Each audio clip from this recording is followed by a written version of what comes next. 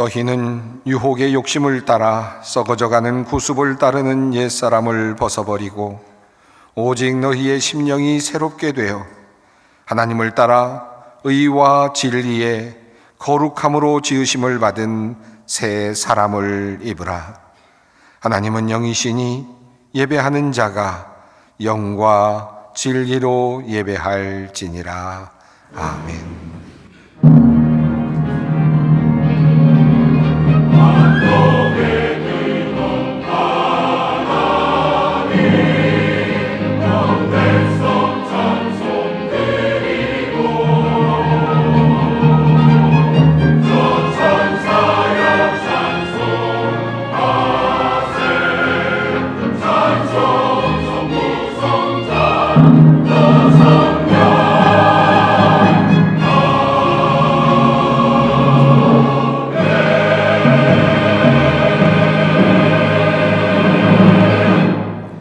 온 세상을 창조하시고 오늘도 무한하신 사랑으로 천지 만물을 운행하시는 성부 하나님, 성육하시어 죄와 사망에서 우리를 건지시고 부활의 소망을 주신 그리스도이신 성자 예수님, 그리고 오늘도 우리와 함께 하시며 우리의 구원을 이루어 가시는 성령 하나님, 그 놀라우신 능력과 베푸시는 종을 인하여 주께 찬양과 영광을 올려드립니다.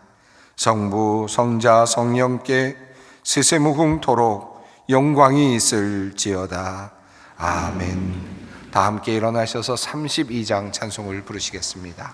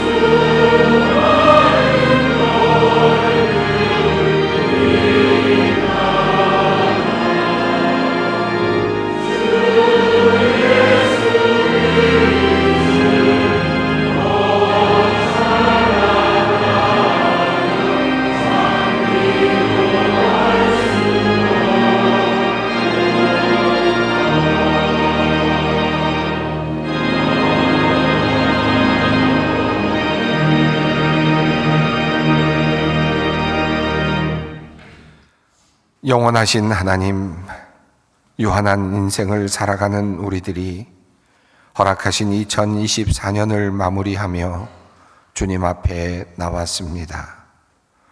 누군가에게는 모두 주어지지 않은 이 시간을 이제 우리로 마무리할 수 있게 하시니 감사합니다.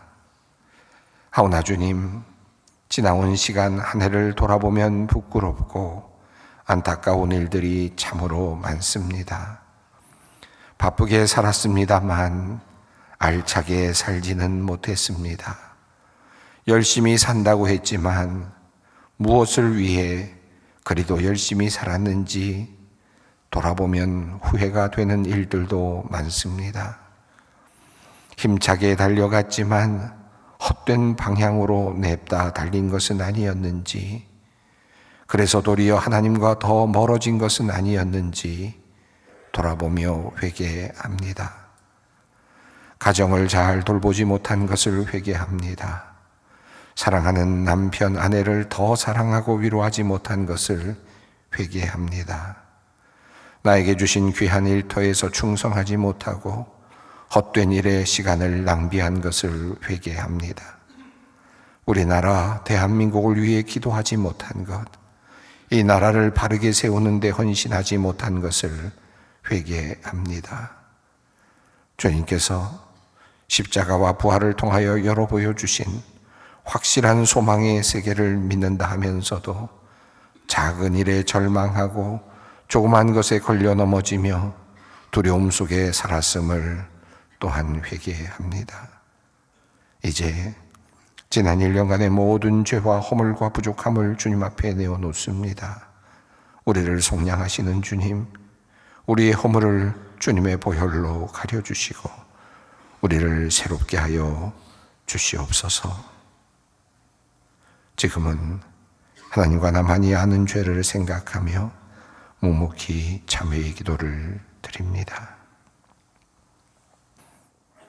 하나님이 세상을 이처럼 사랑하사 독생자를 주셨으니 이는 그를 믿는 자마다 멸망하지 않고 영생을 얻게 하려 하심이라. 그러므로 이제 그리스도 예수 안에 있는 자에게 결코 정죄함이 없느니라. 아멘.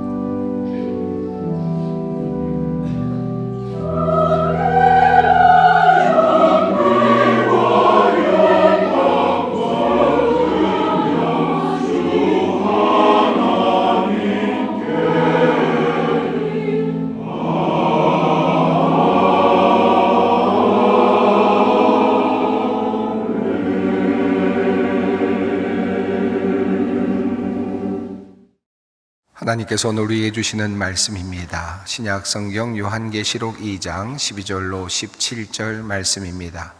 요한계시록 2장 12절로 17절까지 말씀입니다. 이 계시의 말씀을 봉독할 때 다 함께 살아계신 하나님의 음성을 들으실 수 있기를 바랍니다.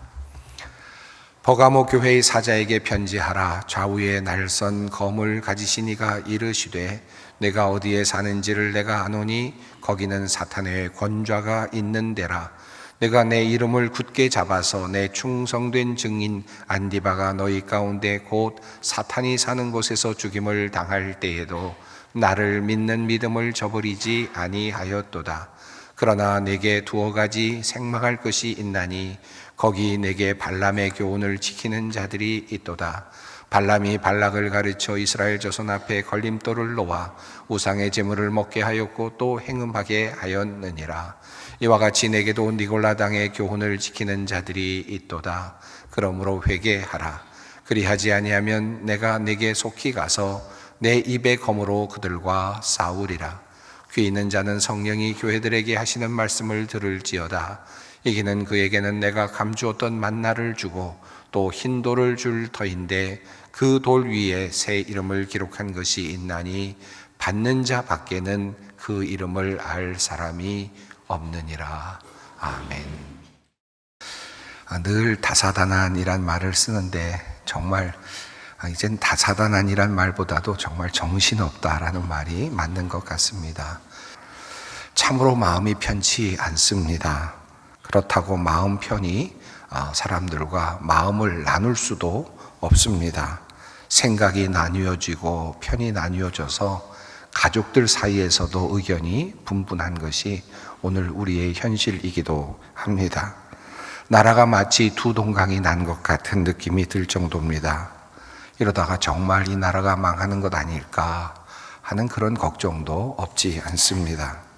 정치권으로부터 또 나라의 국가의 지도자로부터 시작된 이 나라의 위기는 나라의 경제에도 큰 타격을 입혔고 국가 위상에도 큰 타격을 입혔습니다. 수많은 장성들이 수사를 받고 있는 상황 속에서 이 나라, 이 국방이 과연 안전하게 유지될까 하는 그런 또 우려도 생겨납니다. 그토록 자랑스럽던 대한민국이 어쩌다가 이렇게 되었는지 참으로 안타깝습니다. 정말 정신없다라는 생각이 마지막까지 정말 정신 차릴 수가 없구나라는 생각이 들고, 이 나라가 지금 어디로 가고 있나 하는 그런 생각이 들기도 합니다. 얼마 전까지 우리는 위대한 대한민국을 자랑스럽게 여겼고, 또 위대한 대한민국에 흠뻑 취해 있지 않았습니까? K-팝, K-문화가 전 세계를 지배하는 모습을 보았고요. 어디에서나 한국어를 배우려고 하는 학생들이 줄 서 있는 모습도 보았고, 또 위대한 나라 대한민국을 알아보기 위해서 대한민국을 방문하는 젊은이들이 많다는 이야기도 우리는 들었습니다.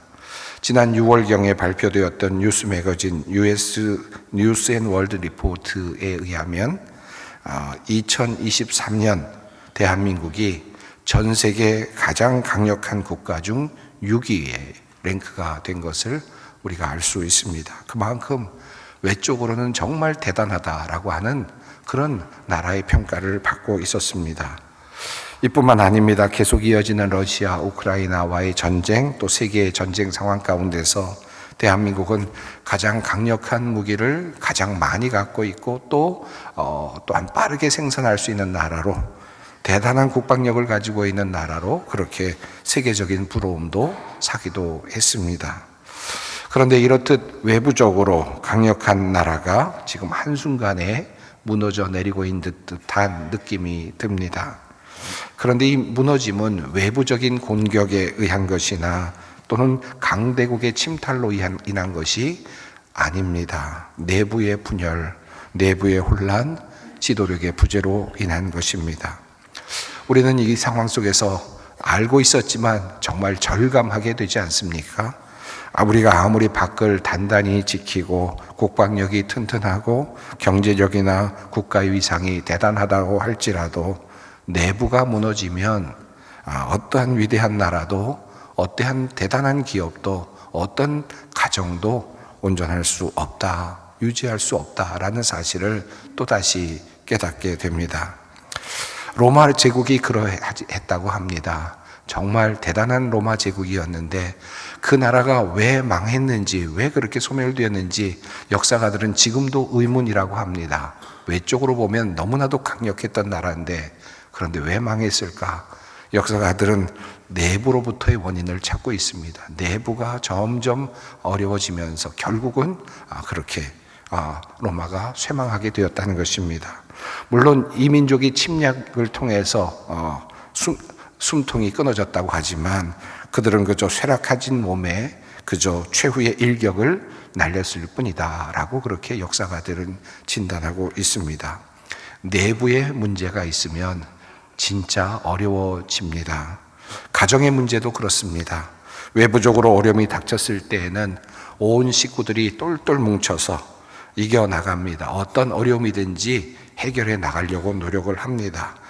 도리어 가족들이 단합이 되고 그리고 힘을 냅니다. 하지만 가족 구성원 사이에 틈이 생기고 분열이 생기면 아무리 부유한 가정이라도, 아무리 대단한 가정이라도 무너질 수밖에 없습니다. 외부를 잘 지키는데 그만 내부를 단속하지 못해서 어려움을 당하는 경우들이 참 많습니다. 오늘 우리가 경험하고 있는 이 나라의 현실이 바로 그러하다라는 생각이 듭니다. 이제 2024년을 마무리하면서 외부로부터 강력한 저항을 하면서 나름대로 신앙을 지켰지만, 그런데 내부의 적을 제대로 단속하지 못해서 주님으로부터 책망을 받았던 한 교회를 우리가 오늘 주목해 보려고 합니다. 바로 버가모 교회라고 하는 교회인데요. 이 교회를 통해서 우리는 어떻게 하면 오늘 우리가 경험하고 있는 이 위기를 해결할 수 있고 또 넘어설 수 있을까, 그 답을 얻을 수 있지 않을까 기대해 보게 됩니다. 오늘 말씀은 예수님께서 아시아의 7교회에게 주시는 말씀 중에 일부입니다. 특별히 오늘 말씀은 버가모 교회에게 주시는 주님의 말씀입니다. 예수님께서 7교회를 거명하셨는데 이 버가모 교회는 세 번째로 거명이 되는 교회입니다. 버가모 교회는 지도상으로 본다면 아시아의 7교회 중에서 가장 북쪽에 위치하고 있는 교회입니다. 소아시아 지역의 루시아에서 가장 중요했던 도시 중에 하나였고요. 그리고 사도 요한이 계시록을 쓸 당시에는 아시아의 수도이기도 했습니다. 그리고 이 버가모는 여러 우상 숭배의 본거지이기도 하였습니다. 버가모는 의료 도시로 유명하였는데 아마 가보신 분들은 아시겠습니다마는 그리스 신화에 나오는 아스클레피우스의 신전이 있는 곳이기도 했습니다. 수많은 사람들이 그곳에 와서 치료를 받았고 또 신기하게도 병이 나았다고 그렇게 알려져 있는 그런 곳이기도 했습니다. 정신적인 치료까지 했던 그런 기록이 있다고 알려져 있습니다. 많은 사람들이 이 아스클레피우스가 구원자란 별명을 가지고 있었기에 그곳에 신전을 지었고 또 그를 신으로 숭배하기도 하였습니다.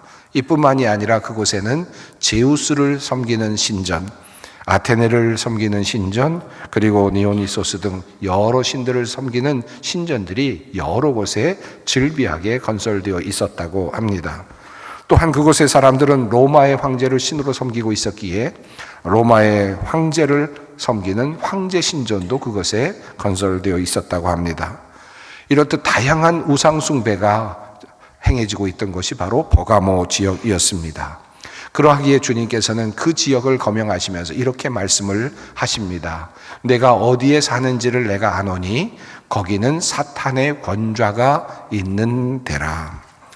이 사탄의 권좌가 있는 바로 그곳, 수많은 우상 숭배가 있는 바로 그것을 주님께서는 지금 지명하고 계십니다. 그런데 이 사탄의 권좌가 있는 이 버가모는 한편으로는 또 교회에 대한 강력한 박해가 있었던 그런 곳이기도 했습니다.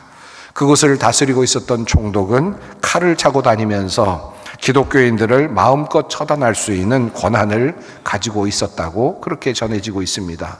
그러니까 그리스도인들은 칼에 의해서 무차별 학살을 당할 수 있는 그런 곳이 바로 버가모 지역이었다는 것입니다. 그런 의미에서 사탄의 권좌가 있는 곳이다 라는 그런 말씀이기도 합니다. 그래서 그런지 그 말씀을 하시는 주님의 모습이 매우 인상적입니다.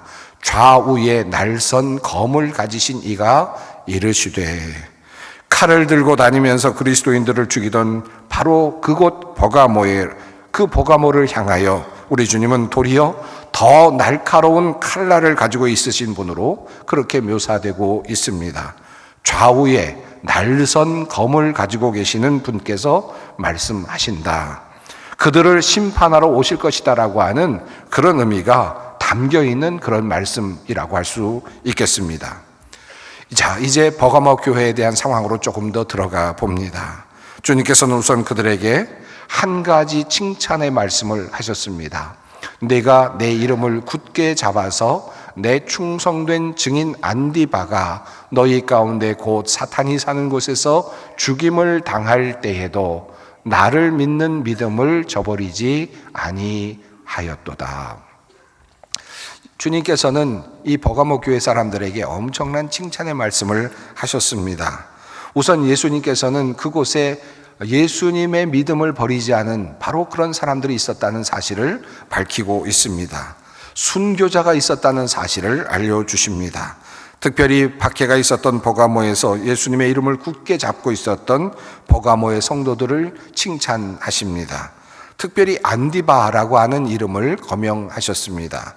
버가모 교회는 안디바라고 하는 순교자를 배출하였고 한 걸음 더 나아가서 그들이 그렇게 박해를 받고 있을 때에도 예수님의 이름을 굳게 잡았던 그런 아주 멋진 그런 모범적인 교회였습니다. 박해를 견뎌낸 교회입니다. 외부의 적을 잘 막아내고 그리고 신앙의 그 핍박을 이겨내고 순교를 하면서까지도 믿음을 지켰던 대단한 교회, 이 대단한 교회가 바로 버가모 교회였다는 것입니다.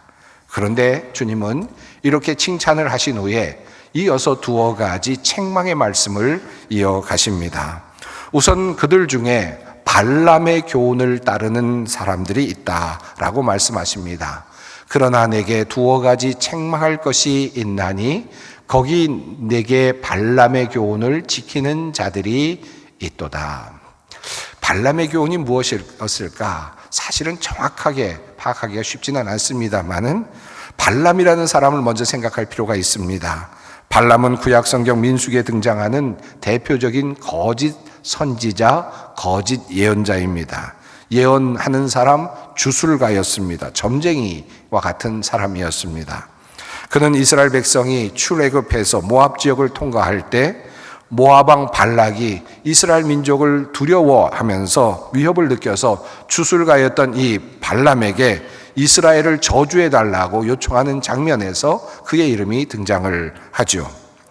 그런데 예수님은 이 발람에 대한 이야기를 이렇게 말씀하십니다. 발람이 발락을 가르쳐 이스라엘 자손 앞에 걸림돌을 놓아 우상 제물을 먹게 하였고 또 행음하게 하였느니라. 거짓 선지자 이 발람은 나름의 꾀를 발락이라고 하는 모압의 왕에게 가르쳐 주었다는 것입니다. 이스라엘을 망하게 할 수 있는 방법을 가르쳐 주었다는 것이죠. 그것은 바로 이스라엘 백성들에게 걸림돌을 놓아서 이스라엘 백성들로 하여금 우상의 제물을 먹게 하고 행음하게 하는 것이었습니다. 한마디로 말하면 발람은 이스라엘 백성들이 느슨한 도덕적인 잣대를 갖게 하도록 함으로써 또 종교적인 잣대를 갖게 함으로써 당시의 사회적 관습과 타협하도록 유도를 한 것입니다. 그렇게 함으로써 이스라엘 백성으로서의 정체성을 잃어버리게 만들었다는 것입니다. 이 사실을 민수기 25장은 이렇게 전합니다. 이스라엘이 시팀에 머무는 동안에 백성들이 모압 사람의 딸들과 음행을 하기 시작하였다. 모압 사람들의 딸들이 자기 신들에게 바치는 제사에 이스라엘 백성을 초대하였고 이스라엘 백성은 거기에 가서 먹고 그 신들에게 머리를 숙였다. 이 일로 인해서 이스라엘 백성들은 하나님의 큰 진노를 사게 됩니다. 자, 이어서 지적되는 또 다른 책망이 있습니다. 니골라당의 교훈을 지키는 자들이라고 하는 표현입니다. 이것은 앞서 나온 발람의 교훈을 지키는 것과 같은 맥락에서 말했을 수도 있겠지만 이 니골라당의 교훈에 대하여 학자들은 이 교훈이 그리스도인이 누리는 자유를 강조하다가 나오는 또 다른 방종의 어떤 가르침으로 그렇게 이해를 합니다. 하나님의 사랑이 무한하신데 그리고 우리를 향하여 자신의 아들을 내어주실 만큼 하나님께서 우리를 사랑하시는데 우리가 무슨 죄를 짓더라도 이제는 다 용서받았다. 아무런 일도 없다. 우리가 죄를 지어도 우리는 아무 문제가 없다라고 생각을 하고 마음껏 살도록 하는 그런 가르침이었을 것으로 그렇게 추정을 합니다. 주님께서는 이 두 가지를 버가모 교회의 책망의 말씀으로 주십니다. 사실 생각해 보면 이해가 되지 않기도 합니다. 어떻게 주님의 이름을 죽기까지 버리지 않고 그렇게 박해를 견뎌냈던 성도들이 이런 문제에 걸려 넘어질 수 있었을까? 내부적인 문제에 타협할 수 있었을까? 죽음의 위협 앞에서도 신앙을 잃지 않았던 성도들이 어떻게 거짓 교훈에는 이렇게 쉽게 넘어갈 수 있었을까 하는 그런 생각이 들기도 합니다. 그런데 사실은 신앙생활을 하는 중에 이와 같은 위험성이 항상 존재합니다. 오늘은 이것을 조금 더 깊이 마음에 새길 수 있었으면 좋겠습니다. 이 버가모 교회가 이렇게 된 것은 어떤 과정 속에서 이런 일이 일어났을까요? 우선 한번 상상해 봅니다. 처음에는 버가모 교회 교인들이 모두 다 순교할 만큼의 신앙을 지켰는데 시간이 갈수록 점점 더 변질이 되어서 그 다음에 그들이 그와 같은 교훈에 빠져들었다라고 생각을 할 수도 있겠죠. 그런데 성경의 내용을 자세히 살펴보면 그와 같은 시간의 변질, 시간을 통한 일어나는 변질의 이야기가 버가모 교회의 경우에는 나타나지 않습니다. 다시 말하면 동시대 안에서 이런 일이 일어났다라는 겁니다. 다시 말하면 한쪽에서는 지금 예수님의 이름 때문에 예수님의 이름을 붙잡고 죽어나가는 순교를 하고 있는데 내부적으로는 지금 다른 일들이 일어나고 있었다는 겁니다. 내부적으로는 니골라당과 같은 사람들, 발람의 교훈을 따르는 사람들이 함께 존재했었다라고 하는 것이 오늘 성경이 우리에게 전하고 있는 그런 맥락입니다. 자, 이 본문을 읽으면서 우리는 이 사람들이 어떤 잘못된 신앙을 가지고 있었느냐를 찾아내는 것도 중요하겠습니다만은 사실 그것보다 더 중요한 것이 있습니다. 바로 어떻게 하다가 잘못된 신앙에 빠지게 되었을까? 어떻게 하다가 예수님의 책망을 듣는 그런 상황에 도달하게 되었을까를 찾아 나가는 과정이 더 중요하다고 할 수 있습니다. 이것을 알기 위해서 우리는 이 본문을 조금 더 주의 깊게 볼 필요가 있습니다. 다시 13절을 봅니다. 내가 내 이름을 굳게 잡아서 내 충성된 증인 안디바가 너희 가운데 곧 사탄이 사는 곳에서 죽임을 당할 때에도 나를 믿는 믿음을 저버리지 아니하였도다. 여기에서 주목해 볼 단어가 하나 있는데요. 바로 이 단어는 크라테오라고 하는 단어입니다. 헬라어 단어입니다. 굳게 잡는다라고 그렇게 번역할 수 있는 단어입니다. 그러니까 번역이 잘 된 것이라고 할 수 있겠습니다. 예수님의 이름을 굳게 잡았다라고 번역을 합니다. 그들이 핍박을 받을 때 그들은 예수님의 이름을 굳게 잡았습니다. 그들은 어려운 고난과 박해 속에서도 예수님의 이름을 굳게 잡았습니다. 그래서 그들은 죽음도 불사했습니다. 그들은 주님의 칭찬을 받을 만한 그런 귀한 일을 하였던 것입니다. 그런데 이 단어가 한글 개정판 성경에는 한 번만 등장을 하는데 사실 헬라어로 보면 이 단어가 2번 더 등장하는 것을 우리가 확인할 수 있습니다. 발람의 교훈을 지키는 자들이 있도다. 또 니골라당의 교훈을 지키는 자들이 있도다 라고 번역된 이 문장은 실제로는 헬라어 크라테오라는 단어가 사용된 문장입니다. 즉 그들이 붙잡고 있다라는 그런 표현이 이 성경 안에 나타납니다. 다시 말하면 예수님의 이름을 붙잡고 있는 사람들이 있는 반면에 발람의 교훈을 꽉 붙잡고 있는 사람이 있었다는 것이고 니골라당의 가르침을 꽉 붙잡고 있는 사람들이 있었다라는 것입니다. 성경이 우리에게, 헬라어 성경이 우리에게 그것을 알려주죠. 최근에 번역된 새 한글 성경은 이 원어의 그 사용을 잘 살려서 이렇게 번역을 하고 있습니다. 나는 내가 어디에 자리 잡고 사는지 안다. 그곳에는 사탄의 왕좌가 있다. 그렇지만 너는 내 이름을 꽉 붙잡고 있다. 나를 믿는 믿음을 저버리지 않았다. 그러나 너한테 거슬리는 일이 몇 가지가 있다. 거기 너에게 발람의 가르침을 꽉 붙잡고 있는 사람들이 있다. 이와 같이 바로 너에게도 똑같이 니콜라우스당 사람들의 가르침을 꽉 붙잡고 있는 사람들이 있다. 이렇게 성경을 읽으면 조금 더 의미가 다가오지 않을까요? 여기서 흥미로운 매우 중요한 한 가지를 알 수 있습니다. 버가모 교회 교인들은 예수님의 이름을 꽉 붙잡고 있었습니다. 그리고 그들이 예수님의 이름을 붙잡고 있으므로 그들을 죽음으로 몰고 갔지만 예수님의 이름을 놓을 생각이 없었습니다. 예수를 믿느냐? 라고 물었을 때 예, 저는 예수를 믿습니다. 라고 고백했고 죽음까지도 불사하는 믿음을 가지고 있었습니다.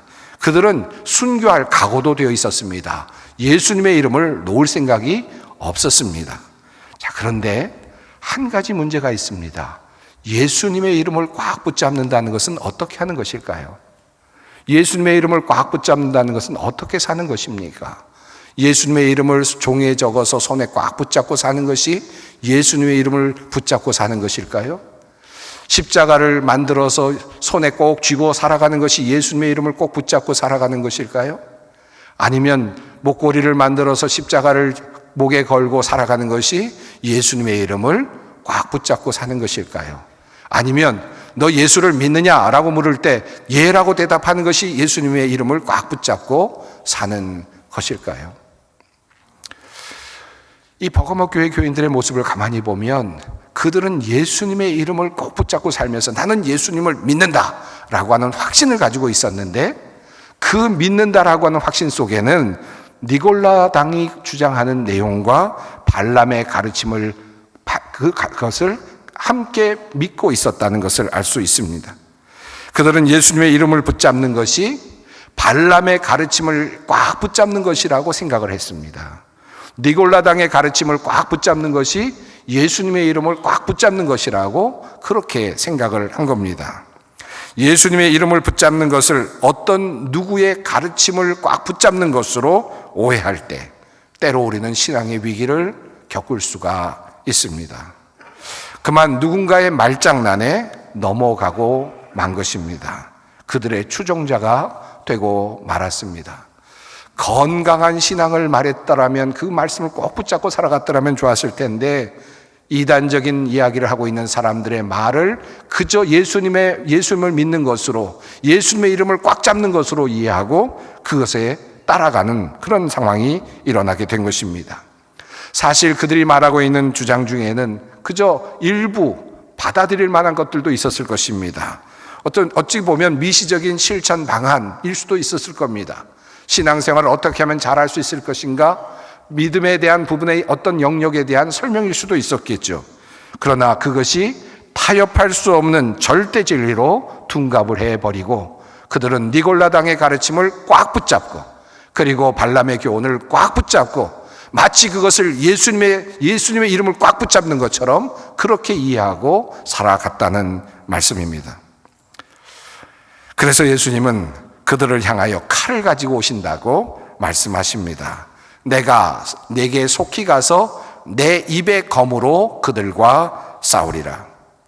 말장난을 하고 있는 이들, 입으로 그들을 미혹하고 있는 사람들, 발람 그리고 니골라와 같은 이들, 그들을 따라 나서서 헛된 말에 속아서 따라가고 있는 이들, 그들과 주님께서는 입의 검으로 승부를 하시겠다라고 말씀을 하십니다.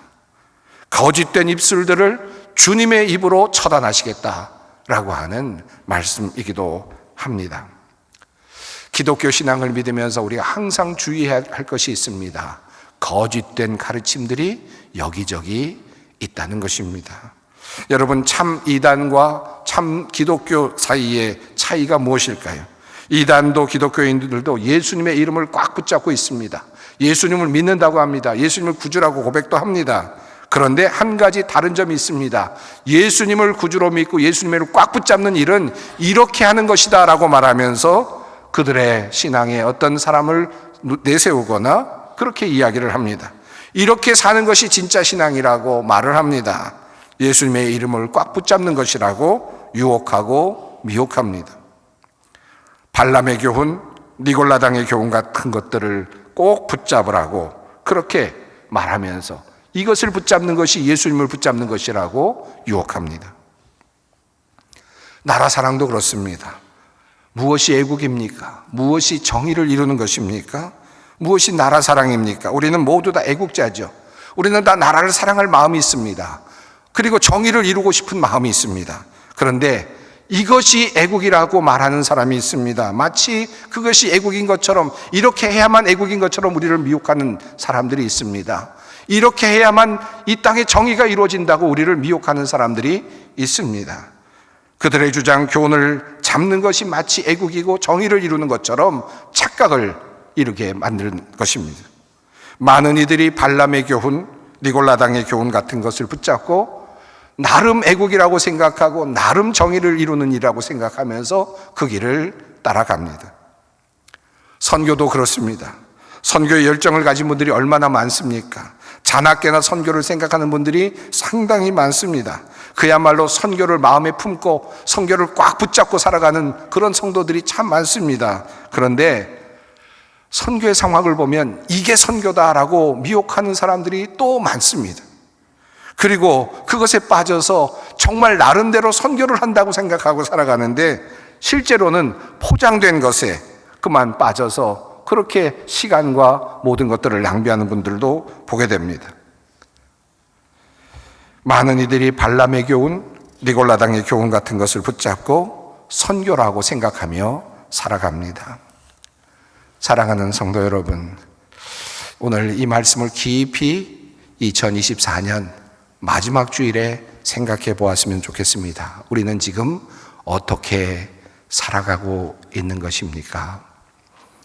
가정에 어려움이 있고 힘든 일이 있어서 상담을 하다 보면 서로 다 서로를 사랑한답니다. 남편은 아내를 사랑하고 아내는 남편을 사랑하고 다 거시적인 명분 방향성은 보다 뚜렷합니다. 나는 남편을 사랑했고 나는 아내를 사랑했다. 그런데 문제는 구체적인 실천 방안이 다릅니다. 내가 생각하는 사랑이 다릅니다. 아내가 원하는 사랑을 실천하지 않습니다. 남편이 원하는 사랑을 실천하지 않았습니다. 여기에서 둘이 나누어지고 깨어집니다. 사랑이라는 명분은 똑같습니다. 그런데 실제 실천 방안은 다릅니다. 과연 우리는 지금 교회를 사랑하고 있습니까? 우리는 과연 이 나라를 사랑하고 있습니까? 우리는 과연 이 가정, 우리의 가족을 사랑하고 있습니까? 어떤 생각으로 사랑하고 있습니까? 큰 것을 가지고 착각하지 맙시다. 자칫하면 우리는 바로 이 버가모 교회와 같은 그런 우를 범할 수 있기 때문입니다. 이제 새해를 맞습니다. 이제 앞으로 우리가 어떻게 살 것인가 생각하면서 이제 지나온 시간을 돌이켜 보십시다. 나라를 위한 마음, 그리고 가정을 위한 마음, 애국의 마음, 이 모든 것들, 또 교회 사랑의 마음, 주님 사랑의 마음들을 잘 생각하면서 내가 어떻게 살아야 하는가 주님 앞에 묻고 또 묻는 그런 마지막 주일 되시기를 바랍니다. 기도하겠습니다. 사랑의 하나님, 2024년 마지막 주일 보내며 살아온 길을 돌아봅니다. 우리가 무엇을 붙잡고 살아왔는지, 주님의 이름을 붙잡았다고 생각했는데 헛된 이론이나 생각, 주의나 가르침을 굳게 잡고 주님의 이름을 잡았다고 착각한 것은 아니었는지 반성하는 마음으로 돌이켜봅니다. 열심히 신앙생활을 하였다 생각했는데, 주님을 위해 일했다고 생각했는데 정작 주님의 뜻이 아닌 것을 행한 것은 아닌지 다시 생각합니다. 주님, 주님의 뜻을 깊이 묵상하고 마음에 새기는 지혜를 주시고 깨닫는 마음을 우리에게 허락해 주시옵소서. 그 말씀, 그 지혜로 주님을 따라가는 진정한 주님의 자녀들 되게 하여 주시옵소서. 예수님의 이름으로 기도드립니다. 아멘. 우리 주 예수 그리스도의 은혜와 하나님의 사랑과 성령의 교통하심이 너희 무리와 함께 있을지어다. 아멘.